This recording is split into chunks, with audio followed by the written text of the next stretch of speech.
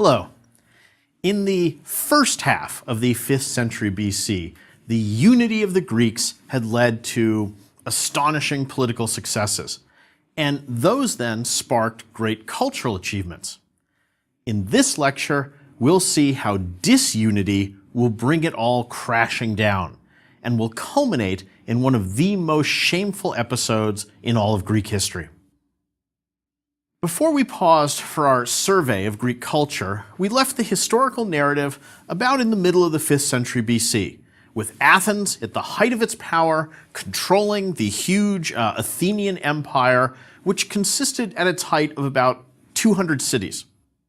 The wealth of this vast empire was being channeled to Athens, where under the direction of Pericles, it funded that impressive construction program, such as on the Acropolis, as well as many of the other artistic achievements of Athens. However, the increasingly arrogant and imperialistic behavior of Athens had ended up creating resentment among the other Greeks, and this had led to the establishment of a rival coalition centered around Sparta. And for several decades, a Cold War atmosphere had dominated, and tension between Athens and Sparta had steadily ratcheted up until war between the two seemed inevitable. Finally, in 431 BC, in moves that are really quite reminiscent of the beginnings of World War I, one of Athens' allies came into conflict with one of Sparta's.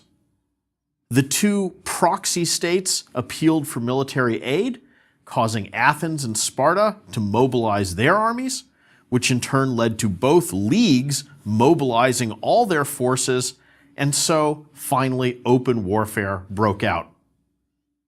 431 BC marks the official beginning of what would become known as the Peloponnesian War.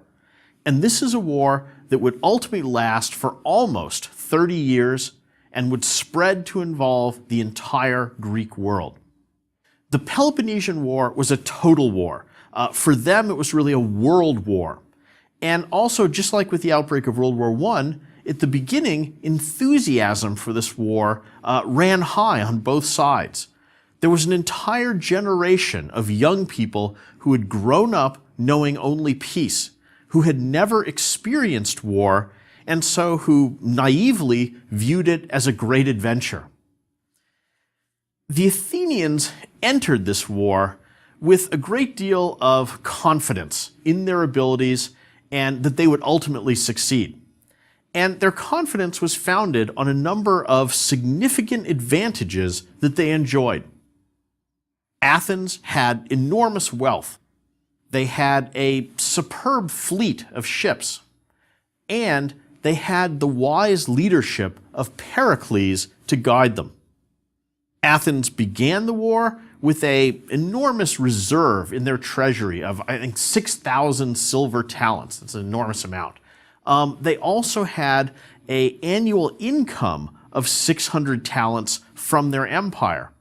And they had an army of 30,000 hoplites, as well as their navy of about 300 warships. Sparta, on the other hand, and their allies did not have large cash reserves. They also did not have a large income, nor did they possess a navy. The main Spartan assets were their small but very well-trained army, and the fact that in all of the Greek world there was a lot of resentment against the Athenians, even among their allies, because of their arrogant behavior. Pericles' strategy was to play to the strengths of Athens, its wealth and its navy. He believed that Athens should avoid fighting a land battle against Sparta. That's a good idea. He also advised that Athens should, in essence, pretend that they were an island protected by their long walls and rely on the Athenian fleet to bring in supplies to the city. Pericles reasoned that the longer the war lasted, the weaker Sparta would get, since Sparta had no reserves that it could draw upon.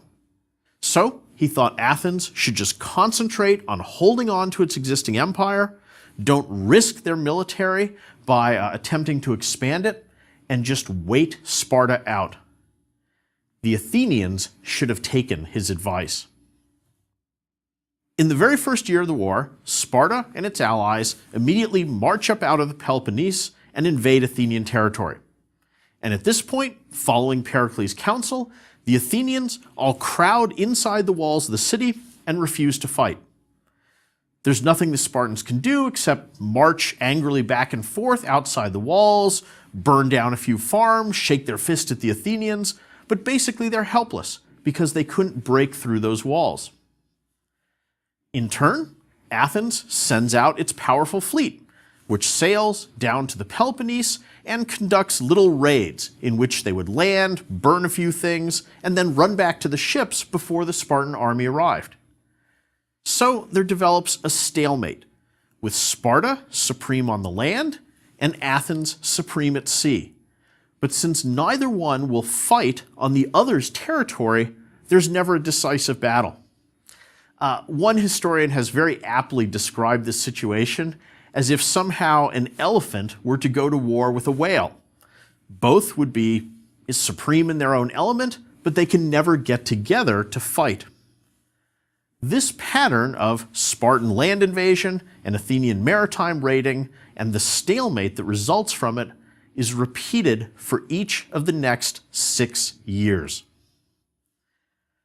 One very important event happens right at the beginning of the war, though, or the second year of the war in 430 BC. With the entire Athenian population crammed into the city, a plague breaks out. And even today, people argue about what this disease was, but the result was that 1/4 of the population of Athens died. And most notable among the victims was Pericles himself. The death of Pericles creates a leadership vacuum at Athens, and for the rest of the war, this vacuum will be filled by a group of men called demagogues. These are rabble-rousers who use their verbal skills to stir up the emotions of the people. And the most prominent of all these demagogues is a man named Cleon. Cleon was often abused and made fun of by the aristocracy because he came from a lower-class background. Eventually, these demagogues convince the Athenian people to abandon Pericles' strategy and attempt something bolder. After a couple of initial misfortunes, Cleon does score a significant military coup when he manages to capture a large group of Spartan soldiers who had gotten themselves trapped on an island just offshore from the Peloponnese. And given that constant Spartan manpower shortage, the Spartans were desperate to get their soldiers back. So, it looked like the war was turning Athens' way. However, right around this time, Sparta also comes up with a new leader with bold new ideas. And this was a man named Brasidas, who sometimes has been described as an Athenian in Spartan clothing, meaning that he had the sort of creativity and daring which was typical of an Athenian but rare among Spartans. Brasidas decides that the way that Sparta could win the war was to cut Athens off from its resources. So in 424 BC, he leads an expedition to northern Greece and takes control of a town called Amphipolis. Amphipolis was a strategic city because it controlled access to the rich silver mines which were used for Athenians' coins, those owls. Athens counters by sending a force under the personal command of Cleon to recapture Amphipolis. There's a big battle between the Spartans and the Athenians, and the battle itself is a draw. But two interesting things happen in the course of the battle. First, Cleon is killed, and second, Brasidas is also killed. With the most pro-war leader on each side now gone, and each side tired by what is already nearly 10 years of war, this was an excellent chance to make peace. And sure enough, a brief truce is agreed upon, and under the terms of this truce, Athens gets back Amphipolis and the mines, and Sparta gets back its captured soldiers. Soon, though, new demagogues would emerge, who agitated for the resumption of the war. And in Athens, the leader of this group is a man named Alcibiades. And Alcibiades is a very interesting character. He came from a wealthy family, and he seems to have been blessed with talents in nearly every direction. But he doesn't seem to have been the most moral person. So physically, he was thought of as being the most beautiful young man of his generation. That's a big thing in Athens. And all the men were in love with him. He was the lover of many of the most important people of the state. Now, he did have a lisp, but the consensus was this just made him even sexier. Alcibiades was a charismatic public speaker who was able to persuade people of almost anything that he wanted them to think. On the other hand, he was impulsive, obnoxious at times, he liked drinking, and he liked to spend money on luxuries. He had even been an Olympic champion in the chariot race. So, as an example of both the positive and negative aspects of his character, we can see all of these coming together in one particular incident from his youth. One time, one of his buddies dared Alcibiades to go up to one of the leading men in the Athenian state and punch him in the face. And to everyone's astonishment, Alcibiades took the dare. He goes up, he slugs the important politician in the nose, and then he uses his charm not merely to convince this man to forgive him, but even eventually to give him his daughter in marriage. The comic playwright Aristophanes wrote a famous line about Alcibiades' relationship with the people of Athens, and it summarizes it nicely. He said, "They love him, they hate him, they cannot stand to be without him." All right, it's Alcibiades then who begins to urge the Athenians to undertake a new military expedition, which he promises will decisively win the war once and for all. And the plan that he creates and puts forward becomes known as the Sicilian Expedition. And it calls for expanding the Athenian Empire into the Western Mediterranean by conquering the powerful city of Syracuse, which is located on the island of Sicily. Now, remember Pericles' warning about expanding the war. You might think that if you're fighting a desperate war in Greece, it really might not be a good idea to send the majority of your army and navy off to the other side of the Mediterranean to Italy to start a brand new war against a brand new enemy. But Alcibiades persuades the Athenian people to vote for the expedition and, of course, to appoint him as its general. This happens in 415 BC. On the night before the expedition was getting ready to set sail, occurred an incident which afterwards was known as the mutilation of the Herms. A Herm is a tall stone column with the head of the god Hermes on top and a large stone erection protruding from the front. And many Athenians had these sort of Herms located out in front of their houses, and they believed they were they were good luck images to ward away evil. Well, sometime during the night before the expedition sailed, someone ran through Athens and mutilated many of these Herms by knocking off their members. To the deeply religious, this was a sacrilegious act, and suspicion for it fell on Alcibiades and his kind of wild group of friends. They were afraid, however, to accuse him directly of this, at least while he had the army with him in Athens. So his enemies waited until the expedition had left Athens and then maneuvered so that Alcibiades was recalled back to Athens to stand trial. Alcibiades had absolutely no intention of risking standing trial, so he fled to Sparta, where he turned against Athens and actually became an advisor to the Spartan kings.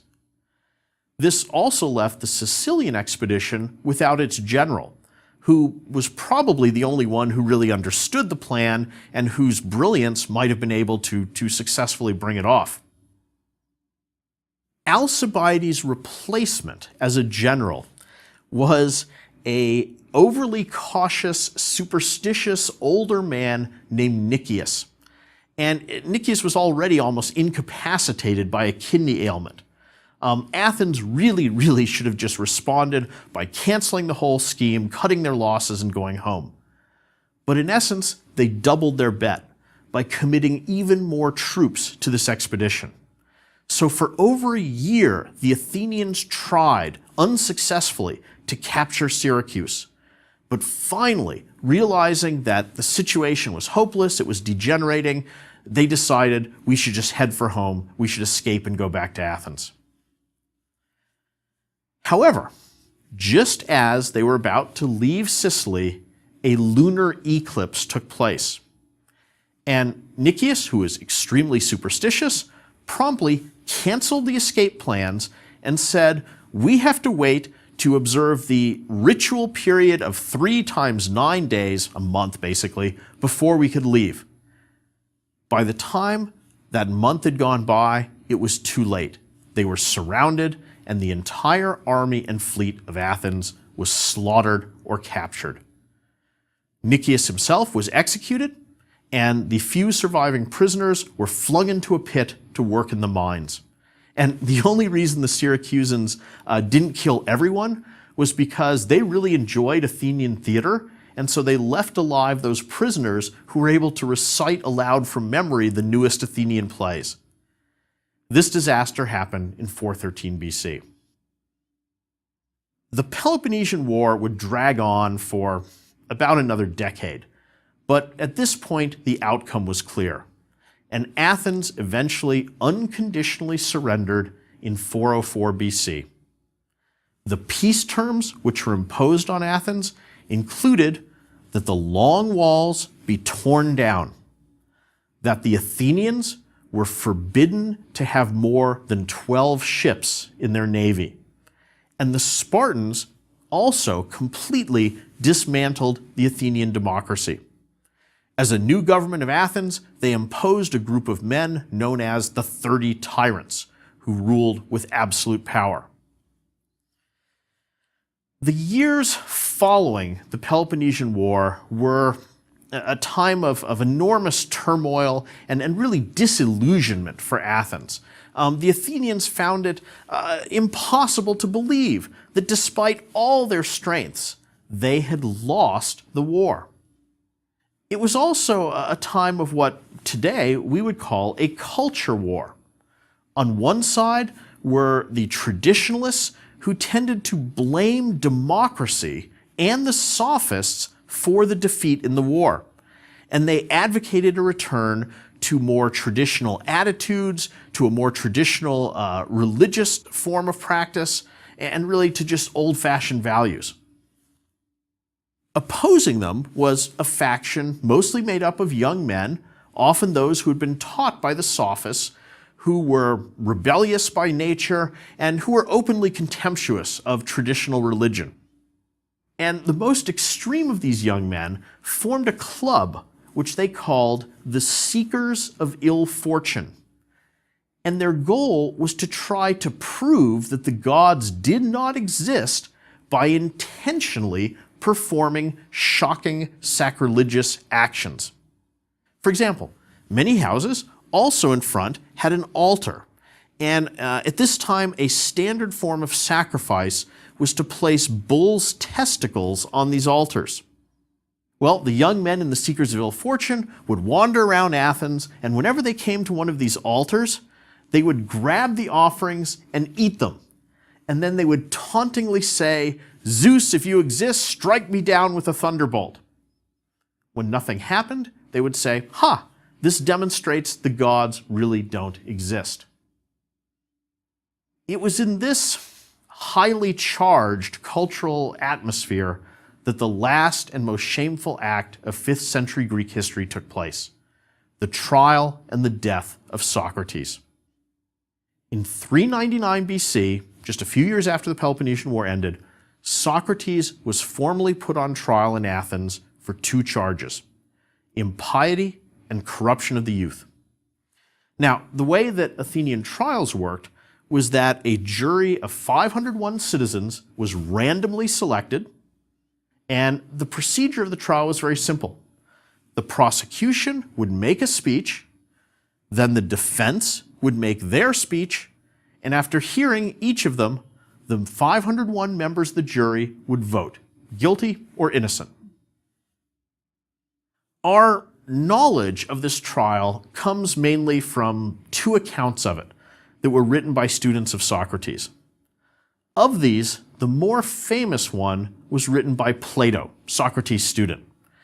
And this is a text known as the Apology, and it purports to be the actual speech that Socrates made to the jury in his own defense. Now, we don't have any record or copy of the prosecution's speech, although some of what they said we can infer or reconstruct based on Socrates' responses. All right, let's look at the two charges in this trial. First of all, impiety.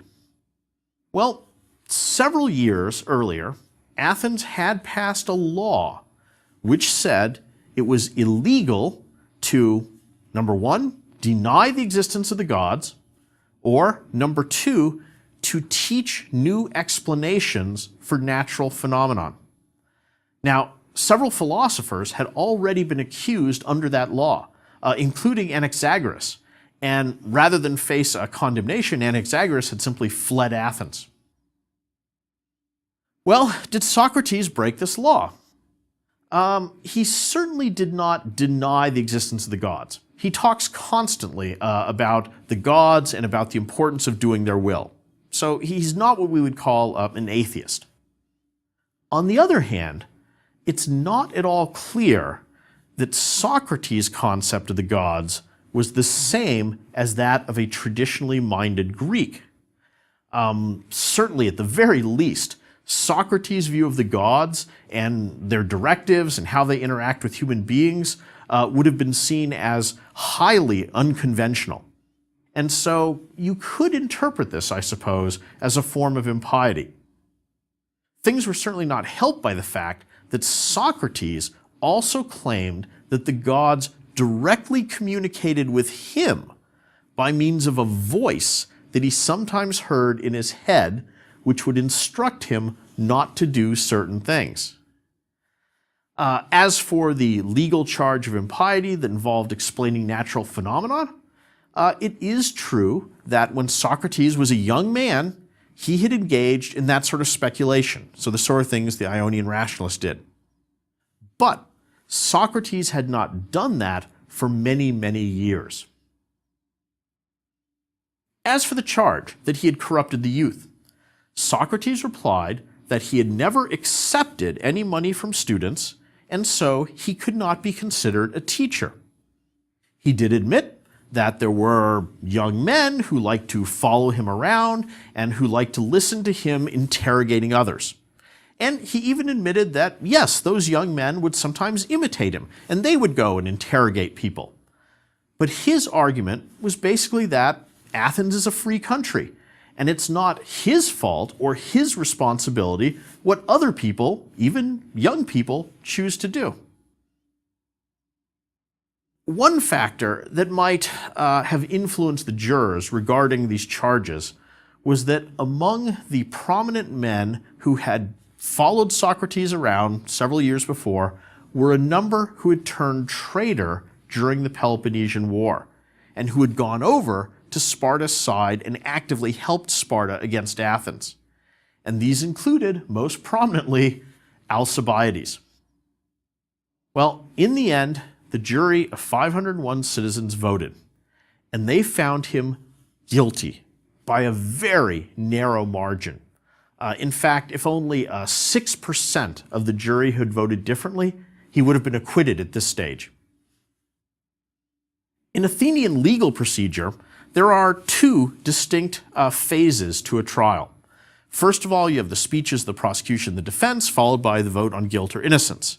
Then, and only then, if the vote was guilty, there would be a separate second phase. And in this phase, the prosecution would propose one punishment, the defense would suggest an alternative punishment, and then the jury would vote a second time to pick one of those two. So in other words, there weren't set punishments ahead of time. And remember, when the jury found Socrates guilty, they were not at that point voting to kill him. They were simply stating that the trial should then proceed to determine a punishment. Well, when asked to propose a punishment, the prosecution proposed the death penalty. And usually the way that was done was you would have the condemned man drink a cup of poisonous hemlock. Socrates then stood up to suggest an alternative punishment. And certainly, almost everyone there assumed that he would suggest a fine, which his friends had already expressed a willingness to pay. But Socrates shocked everyone by saying that since he believed he had really been providing a useful service to the state through his sort of questioning activities, then he should get what he deserved. And what he deserved was a reward.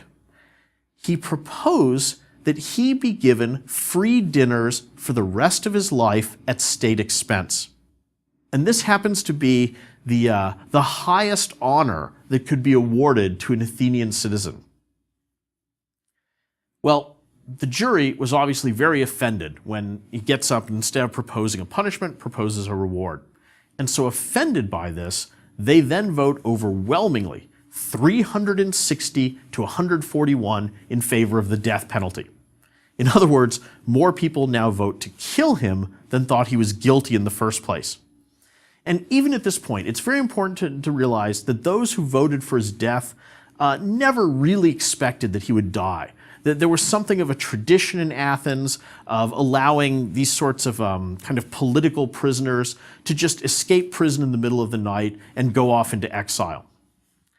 And it looked like this was exactly what would happen, since while Socrates was in prison, his disciples arranged his escape and then show up and say, okay, we're ready, let's go. But when they came to take Socrates away, he refused to leave. He said he's always obeyed the laws throughout all of his long life, and he wasn't going to make an exception now. So when the jailer presented him with the cup of hemlock, he willingly drank it and he died.